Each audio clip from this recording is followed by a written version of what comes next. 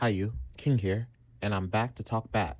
This will be my thoughts on what they could do for the Batman Part 2.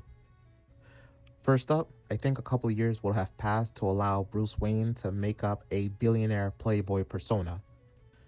That way, when people are wondering, who is Batman? Who could possibly afford this level of tech and gear and have all of these resources at their disposal?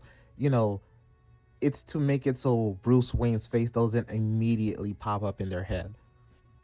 He'll be more dignified and charming to converse with, and even make it seem like he's partying all night just so people won't start snooping around his manor.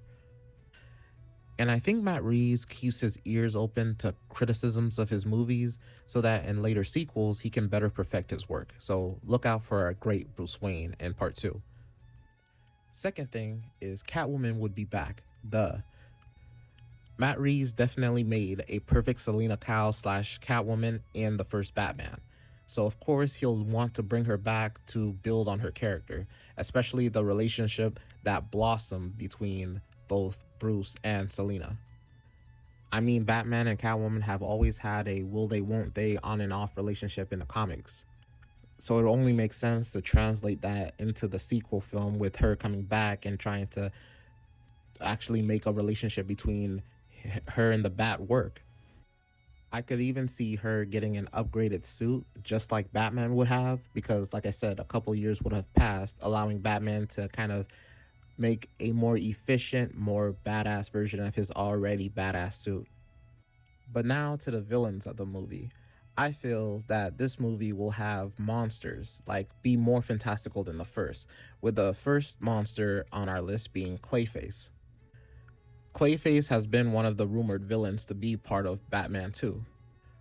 But I think I found a way to make him work because Matt Reeves has previously said he wants his movies to be a bit more realistic, similar to the Chris Nolan movies. The second villain on our list will be Killer Croc. Yes, Mr. Waylon Jones himself. You see, a lot of these monsters will have a similar affliction that causes them to, go berserk around Gotham and spread the mythos of there actually being monsters haunting the streets. The same will go for the third villain on our list, Man-Bat. Now, enough teasing you. You see, the real reason why these monsters suddenly appear in Gotham and is now terrorizing its citizens is because the real secret villain of the movie supplied them with fear gas to make people hallucinate and exaggerate their freakish features. All of them just being people with body disorders that make them appear a bit freakish, but through fear gas make them look horrifying. And who we know in the comics that is always working with fear gas? That's right, the secret villain of the Batman 2, the main villain, will be Scarecrow. You see, I would have Scarecrow working with these carnies that society has already labeled freak shows, and I would have him manipulate their hate for regular people just to have them work for him and allow for him to create these new types of crimes that has the entirety of Gotham City going crazy and losing their minds, with the circus that they derive from being the same traveling one that the Flying Graysons work with, and would have been killed before the events of this movie. And you know what that normally means? Dick Grayson. That's right, this movie will also introduce Robin as an orphan circus runaway. After losing his parents, he would have started living on the streets, searching and hunting for the killers to not just figure out why they did it, but to also seek revenge. Turns out, it would have been the carny freaks working with Scarecrow who would have been the ones who killed the Flying Graysons, which would have entangled Robin with the noir crime thriller action that Batman and Catwoman would have already been involved with.